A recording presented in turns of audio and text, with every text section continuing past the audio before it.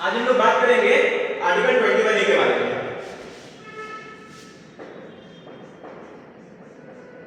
So what does Article 21A says about? Article 21A speaks about right to education.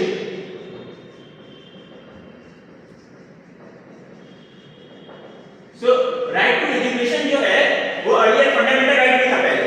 जब हमारा constitution संविधान 1950 में जब बन के रेडी हो गया था तब right to education was not a fundamental right. It was also a part of DPSP, Directive Principle of State Policy, which has that obligation was put on the state. That state has a duty to provide education to children, but it was not a fundamental right. This fundamental right has been added in the Constitution in the 86th Constitutional Amendment of 2002. And even before Parliament adding the right to education under Article 21A, we have judgment of Unni Krishna versus State of Andhra Pradesh. This is I am just giving brief history of right to education. Unni Krishna versus State of Andhra Pradesh, in which this case was, I guess this case was regarding in the year 1993 or what, let me just see. Just a second. Unni Krishna. Yeah, this the Unni Krishna versus State of Andhra Pradesh, AIR 1993, in which Supreme Court has acknowledged what Supreme Court has said, that it is the fundamental right of every child up to the age of 14 years that he has right to education. And in the Supreme Court, remember when I was discussing Article 21, where the concept of life has been expanded by the Justice Bhagwati and particularly the Justice Krishna here and also other judges. And in this case, the Supreme Court has acknowledged the fact that it is the fundamental right of every child to get free and compulsory education up to age of 14 years. Okay? So इसको supreme court ने जो ये right to education था वो उसको right to life के अंदर ले आएगी. ठीक है, डीपीएसपी से उठा के इसको राइट टू लाइफ के अंदर ले आएगी. लेकिन हमारे और मतलब ये जो बेल है उसमें नहीं था. मतलब सुप्रीम कोर्ट ने जैसे कि जो प्रेसिडेंट सेट करती है, although law making is constitution में लाना वो पार्लियामेंट का काम है, लेकिन सुप्रीम कोर्ट ने राइट टू लाइफ को मतलब उसके अंदर ये राइट टू एजुकेशन को राइट टू लाइफ के अंदर ले आया. वो चीज आई है, राइट टू वाटर है ना, right to shelter, right to food, वो सब आपको मतलब कॉन्स्टिट्यूशन में नहीं मिलेगा. उस सब केस मिलेगा, केस पढ़ना पड़ेगा. तो ऐसी सुप्रीम कोर्ट ने Unni Krishna versus state of Andhra Pradesh जो था, ये जो केस था, इसमें राइट टू एजुकेशन को राइट टू लाइफ के अंदर ले आया था. फिर पार्लियामेंट क्या करती है, 10 साल बाद यानी कि 2002 में इसको ऑफिशियली अमेंडमेंट के थ्रू राइट टू एजुकेशन को अब फंडामेंटल राइट में ले आती है. अब now this is a fundamental right which is available to the every child. Now let's see what the bill provision says. It says right to education, the state shall provide free and compulsory education to all children of the age of 6 to 14 years in such a manner as the state may by law determine. So are you finding any difference between the Supreme Court judgment and Article 21A? Is there any difference, or it is same what Supreme Court has said in his judgment that fundamental right of every child to get free and compulsory education up to 14 years. So Article 21A में जाइएगा, उसमें दो आपको इसके दो ingredients हैं. One says that the state shall provide free and compulsory education up from the age of 6 to 14 years. है ना. तो सुप्रीम कोर्ट ने क्वेश्चन क्या बोला था कि fundamental right of every child to get free and compulsory education up to 14 years.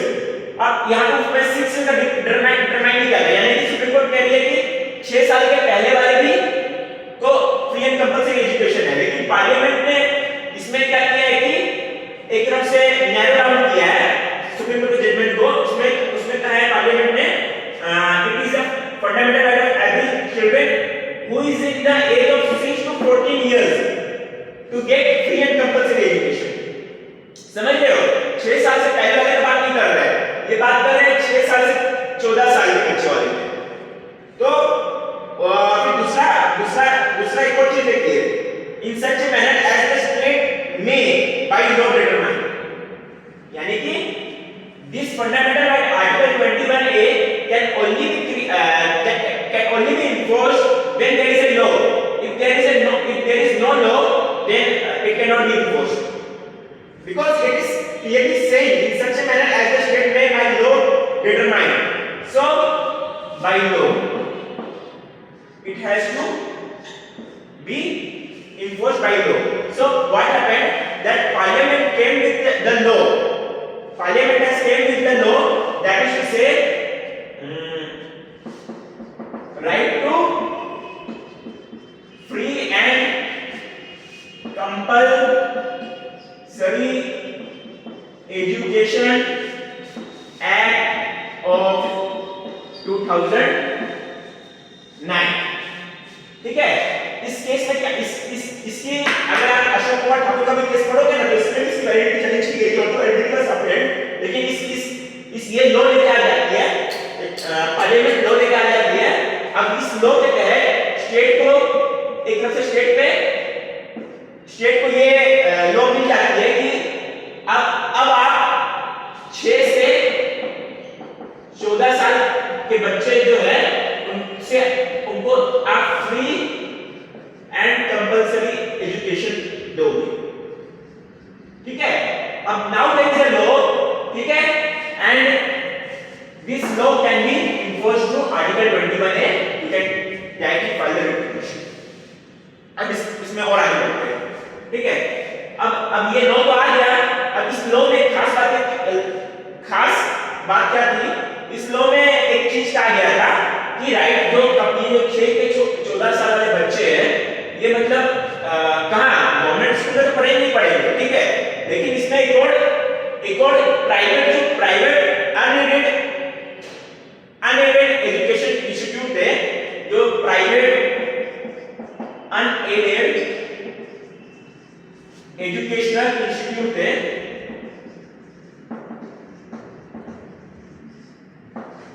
उनके तरफ से उनके ऊपर भी एक तरफ से ऑब्लिगेशन था कि this private unaided educational institute irrespective of the fact that they are being aided by the government or whether they are being not unaided by the government, they have to fix 25% quota, that is to say 25% reservation or quota you can say to the weaker section of the neighboring area।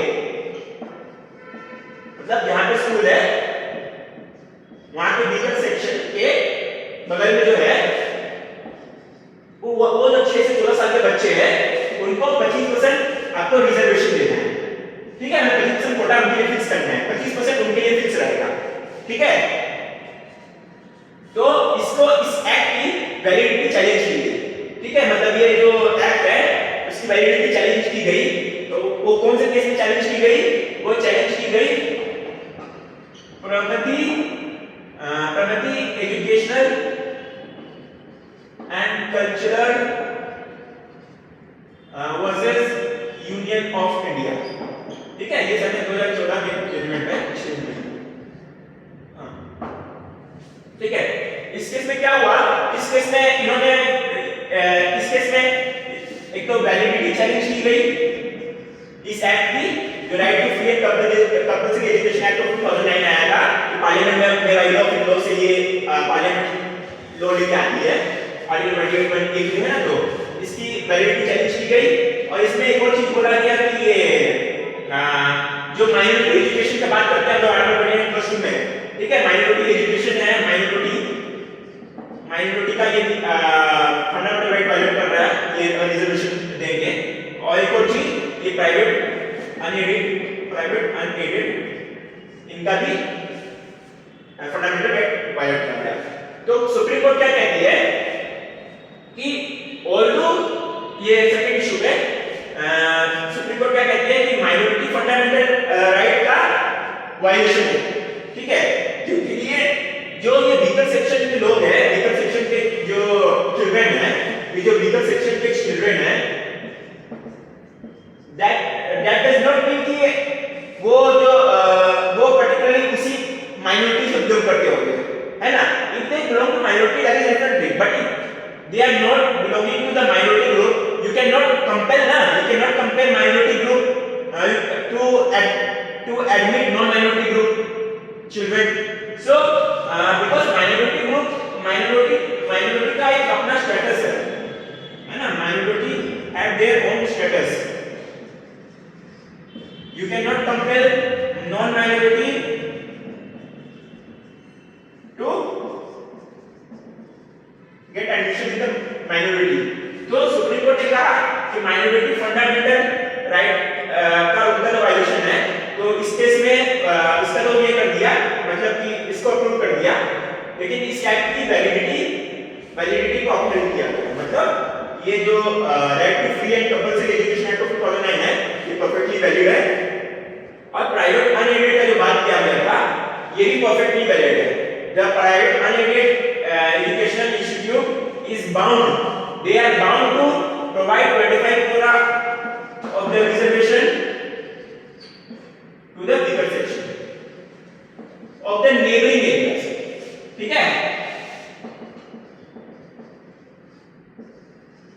So in this way we can say that the children belonging to the age of 6 to 14 years they have the right to get free and compulsory education. So आपके दिमाग में question आया होगा कि जो 6 साल के से पहले वाले बच्चे हैं, 6 से यानी कि मतलब 5 साल 4 साल 3 साल 2 साल 1 साल, इनका क्या होगा।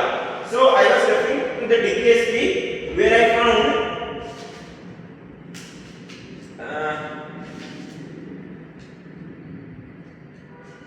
Article 45. So in this you can see this Article 45 says provision for early childhood care and education to children below the age of 6 years, ठीक है।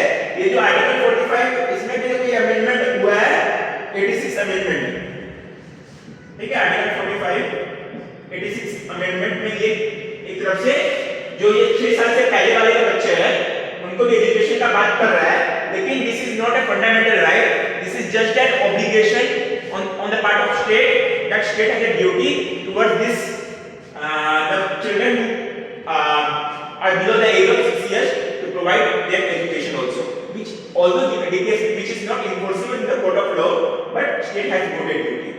So I guess this Article 21A right to education is clear to all of you, and if there is any doubt or if there is any mistake in this, or if there is any suggestion, anything regarding my video or anything, you can please